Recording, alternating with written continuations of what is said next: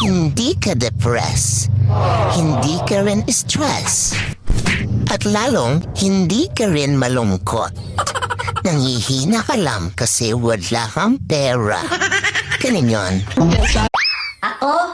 Naiinggit sa'yo? Bakit? Maganda ka ba?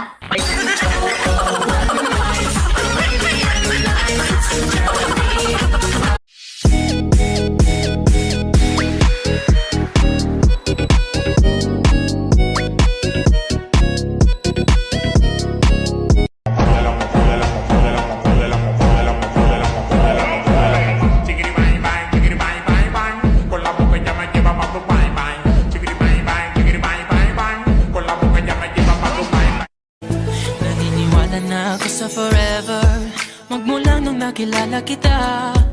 Eh kaya nga di ako sumurrender.